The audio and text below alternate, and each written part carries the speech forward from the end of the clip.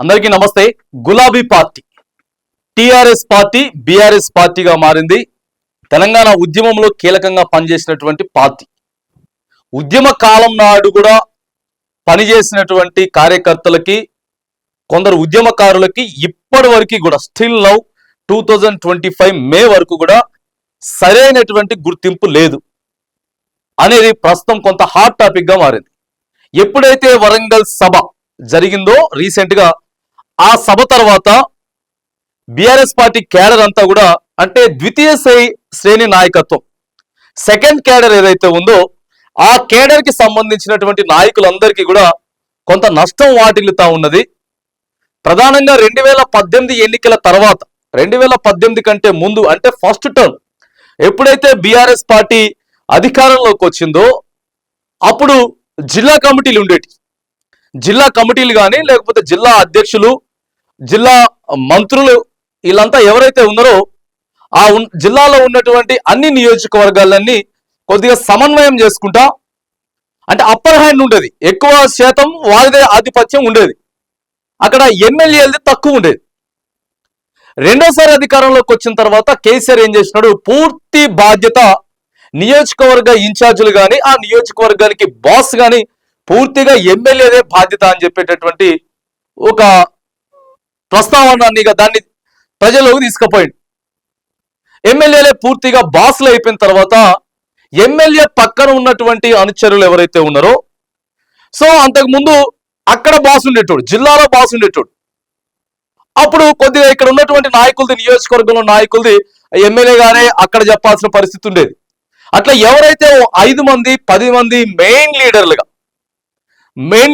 లేకపోతే మండలానికి ఒక లీడరు లేదా 2 లీడరు, నియోజకవర్గ హెడ్ క్వార్టర్ లో 5-10 మంది లీడర్లు, మొత్తం ఒక 20 నుంచి 30 మందితోటే ఇది ఫస్ట్ క్యాడర్, ఈక్వల్ టు ఇక ఎమ్మెల్యే పక్కన ఎమ్మెల్యే అనుచరులు అనుకోండి. సో వీళ్ళనే నడిచింది తప్ప ద్వితీయ శ్రేణి నాయకులను ఎక్కడా కూడా సరిగా పట్టించుకోలేదు. వాళ్ళు అనేక మంది ఉద్యమకారులు ఉన్నారు, కార్యకర్తలు ఉన్నారు. మరి మొన్న వరంగల్ సభ అయిపోయిన తర్వాత కమిటీలు వేస్తాం, జిల్లా కమిటీలు వేస్తాం, మండల కమిటీలు వేస్తాం అని ప్రకటించినటువంటి బిఆర్ఎస్ పార్టీ ఇప్పటికైనా సరే అవకాశాలు ఇస్తుందా? ఎందుకంటే 2018 ఎన్నికల తర్వాత అనేక మంది వేరే పార్టీ నుంచి బిఆర్ఎస్ లోకి వచ్చారు. అది తెలుగుదేశం కావచ్చు, లేకపోతే సిపిఐ కావచ్చు, కాంగ్రెస్ అవ్వచ్చు, ఇప్పటికీ కూడా పంచాయతీలు కొనసాగుతా ఉన్నాయి. ఇలా అధికారం లేకపోయినా సరే 2018 ఎన్నికల తర్వాత, అధికారం వచ్చిన తర్వాత, బిఆర్ఎస్ పార్టీ 2018లో అధికారం వచ్చిన తర్వాత ఇప్పటికీ అనేకమైనటువంటి నియోజకవర్గాలలో, ఆ మండలాలలో ఇదే పంచాయతీ నడుస్తూ ఉన్నది. అప్పుడు ఎవరైతే పార్టీ వలస వచ్చిర్రు, అప్పుడు అనేక మంది వచ్చిర్రు, ఎంపీటీసీలు కానీ, జెడ్పీటీసీలు కానీ, సర్పంచులు కానీ, ఇంకా వివిధ క్యాడర్లో ఉన్నటువంటి నాయకులంతా కూడా అనేక రకాలైన పార్టీ నుంచి వెళ్ళి బిఆర్ఎస్ లోకి వచ్చిన తర్వాత ఎప్పుడు 2018లో వస్తే ఇప్పుడు 2025 వరకు కూడా ఆయా ఎవరైతే జంప్ అయ్యి ఇందులోకి వచ్చిందో, అంతకుముందు గతంలో ఎవరైతే బిఆర్ఎస్ వాళ్ళు ఉన్నారో వాళ్ళకి వీళ్ళకి ఇంకా వార్ నడుస్తూనే ఉన్నది. దీనికి కూడా ఇది కూడా 2023 చివరిలో జరిగినటువంటి ఎన్నికల్లో ఓడిపోవడానికి ఇగో వీళ్ళ వర్గ పంచాయతీ కూడా కొద్దిగా ఉన్నది. వీళ్ళ వర్గ పంచాయతీ తోడవడంతో పాటు ప్రధానంగా అక్కడ ఉన్నటువంటి ఎమ్మెల్యేలకి ఇప్పుడు కూడా అంతే, ఎమ్మెల్యేలు గెలిచిన ఎమ్మెల్యేలే బాసులుగా ఉన్నారు, ఓడిపోయిన ఎమ్మెల్యేనే ఇప్పుడు అక్కడ బాసుగా ఉన్నారు. అంతే తప్ప జిల్లా నుంచేలో ఇంకొకరు ఎవరు ఆ నియోజకవర్గానికి ఆధిపత్యం వహించడం లేదు. కానీ సెకండ్ క్యాడర్, ఎప్పుడైతే రెండో క్యాడరే బలంగా పనిచేయగలుగుతుంది, ఇటు తృతీయ శ్రేణి మూడో క్యాడర్ కానీ, లేకపోతే ఫస్ట్ క్యాడర్ కన్నా కూడా సెకండరీ క్యాడర్ ఏదైతే ఉందో బలంగా పనిచేయగలుగుతుంది. ఎందుకంటే ఈ సెకండ్ ఉన్నాయన, ఈ సెకండ్ లో ఉన్నటువంటి నాయకుడు ఇక్కడ తృతీయ శ్రేణి నాయకుడికి కానీ, లేకపోతే మొదటి శ్రేణి నాయకుడికి కానీ, వీళ్ళిద్దరికి మధ్యగా వారధిగా పనిచేసేదే సెకండ్ క్యాడర్ నాయకుడు. ఈయన ప్రజల సమస్యలు ఏవైతే ఉన్నాయో అక్కడ జిల్లా నియోజకవర్గం బాస్ దగ్గరికి తీసుకెళ్ళగలుగుతాడు. ఆ తర్వాత బాస్ ఏం చెప్పదలుచుకున్నాడు అది కూడా 3వ క్యాడర్ దగ్గరికి తీసుకురాగలుగుతాడు. కానీ బిఆర్ఎస్ పార్టీ ప్రధానంగా 39 స్థానాలకే గతం ఎన్నికల్లో మరి పరాభవం పాలై ప్రతిపక్షంలో కూర్చోడానికి కూడా సెకండ్ శ్రేణి నాయకుల్ని సరిగా పట్టించుకోకపోవడంతో పాటు, ఎవరైతే మరప్పుడు పార్టీ మారొచ్చిర్రో వీళ్ళందరినీ చక్కదిద్దాలి.